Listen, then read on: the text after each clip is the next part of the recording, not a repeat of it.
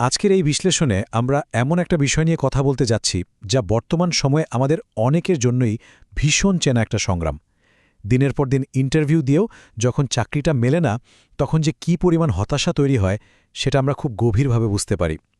তাই আজকের এই আয়োজনে আমরা এমন একটা ব্লুপ্রিন্ট বা রূপরেখা নিয়ে আলোচনা করব যা হারানো পেশাগত আত্মবিশ্বাসকে একদম নতুন করে গড়ে তুলতে সাহায্য করবে।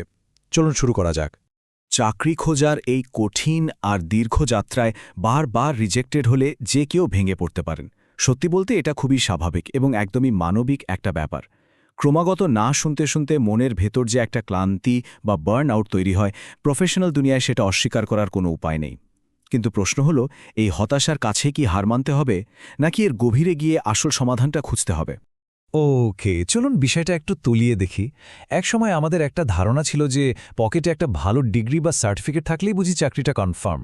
কিন্তু সেই পুরনো ধারণার সাথে আজকের নতুন বাস্তবতার আকাশ-পাতাল তফাত।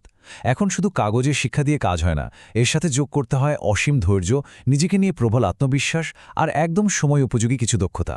এই নতুন সমীকরণটা না মেলাতে পারলে কিন্তু আজকের এই হাই কম্পিটিটিভ মার্কেটে টিকে থাকাটা বেশ মুশকিল। আর ঠিক এই কারণে আজকের এই পুরো আলোচনাকে আমরা মূলত ৬টি ধাপে ভাগ করেছি। ১. বর্তমান চাকরি বাজারের বাস্তবতা। ২. ব্যর্থতাই শেষ কথা নয়। ৩. ব্যবহারিক দক্ষতা উন্নয়ন। ৪. ইতিবাচক মানসিকতা ও পরিবেশ। ৫. লক্ষ্য নির্ধারণ ও পরিকল্পনা। এবং সবশেষে ৬. সাফল্যের চাবিকাঠি। তো চলুন, কিভাবে ধাপে ধাপে একটা কার্যকর দৈনিক অভ্যাস গড়ে তোলা যায় সেটা ঝটপট দেখে নেওয়া যাক। প্রথমেই আসা যাক আমাদের ১ নম্বর পয়েন্টে, বর্তমান চাকরির বাজারের বাস্তবতা। বর্তমান কর্মসংস্থানের ল্যান্ডস্কেপটা ঠিক কী দাবি করছে সেটা বোঝাটা সবার আগে দরকার। আজকের দিনে চাকরি পাওয়াটা কোনো একটা সিঙ্গল ম্যাজিকের ওপর নির্ভর করে না, বরং এটা হলো ধৈর্য, আত্মবিশ্বাস, দক্ষতা এবং একটা পজিটিভ মাইন্ডসেটের চমৎকার একটা কম্বিনেশন। বাজার কঠিন, এটা একদম সত্যি কথা, কিন্তু এই ৪টে পিলারের উপর যদি একবার নিজেদের শক্তভাবে দাঁড় করানো যায়, তাহলে সেটাই হবে দীর্ঘমেয়াদী মোটিভেশনের সবচেয়ে বড় ভিত্তি। এবার আমরা যাব দ্বিতীয় ধাপে, ব্যর্থতাই কিন্তু শেষ কথা নয়। কঠিন বাস্তবতার লেন্স সরিয়ে যদি একটু পজিটিভ দিক থেকে দেখি, তাহলে প্রত্যাখ্যাত হওয়া মানেই কিন্তু রাস্তার শেষ নয়, বরং এটা নতুন কিছু শেখার একটা দারুণ সুযোগ। ইতিহাস ঘাটলে দেখা যায় বিশ্বের রথী মহারথীরাও জীবনের শুরুতে বহুবার হোঁচট খেয়েছেন, কিন্তু তারা ওই জায়গায় থেমে যাননি। এই যে হাল না ছেড়ে মাটি কামড়ে পড়ে থাকার মানসিকতা আর ধৈর্য, এটাই কিন্তু শেষমেশ ঠিক করে দেয় কে দৌড়ে জিতবে আর কে ছিটকে পড়বে। এরপর আসি আমাদের ৩ নম্বর এবং ভীষণ ডাইনামিক একটা বিষয়, ব্যবহারিক দক্ষতা উন্নয়ন বা প্র্যাকটিক্যাল স্কিল ডেভেলপমেন্ট। আর এই জায়গাটা ভীষণ ইন্টারেস্টিং। শুধু মনের জোর থাকলেই তো হবে না, ভিড়ের মাঝে নিজেকে আলাদা করে চেনাতে গেলে এখন কিছু সলিড বাস্তবমুখী স্কিল দরকার।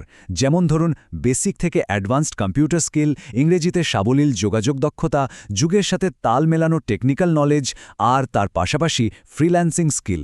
শুধু একটা সার্টিফিকেট নয়, এই স্কিলগুলোই এখনকার দিনে একজন ক্যান্ডিডেটকে আসল রেসে অনেকখানি এগিয়ে রাখে।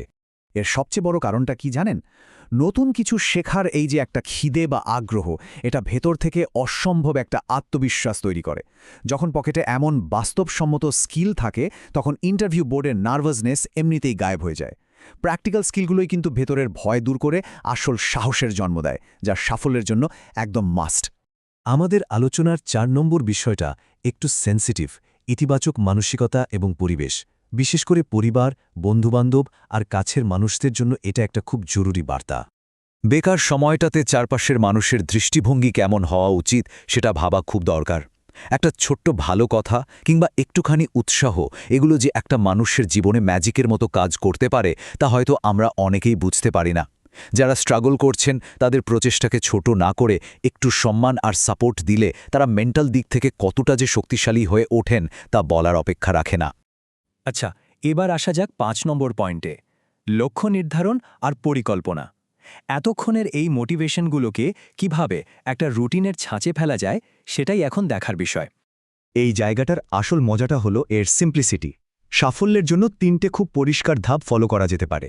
প্রথমত, প্রতিদিন নির্দিষ্ট কিছু সময় শুধু নিজের স্কিল ডেভেলপমেন্টের জন্য বরাদ্দ রাখা। দ্বিতীয়ত, সেই সময় ফোকাসড ওয়েতে পড়াশোনা ও চাকরির প্রস্তুতি নেওয়া। আর তৃতীয়ত, নিয়মিত নতুন কোনো ব্যবহারিক দক্ষতা আয়ত্ত করা।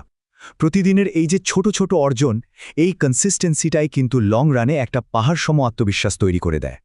আমরা আমাদের আলোচনার একদম শেষ প্রান্তে চলে এসেছি ৬ নম্বর এবং চূড়ান্ত বিষয় সাফল্যের চাবিকাঠি। এতক্ষণে সব আলোচনাকে যদি আমরা একটা ফ্রেমে নিয়ে আসি তাহলে দাঁড়ায় একটা চমৎকার ফর্মুলা। কোনো লক্ষ্য ছাড়া দিকনির্দেশনাহীনভাবে ছুটলে শেষমেশ জুটবে শুধু হতাশা আর নিরাশা।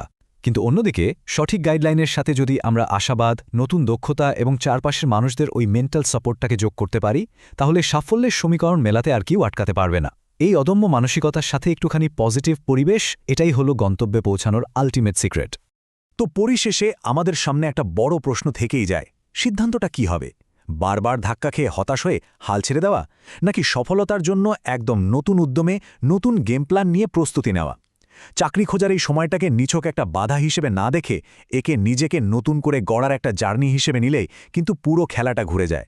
আশা করছি আজকের এই বিশ্লেষণটি নতুনভাবে ভাবতে সাহায্য করবে। সবাই ভালো থাকবেন, নতুন উদ্যমে এগিয়ে যাবেন।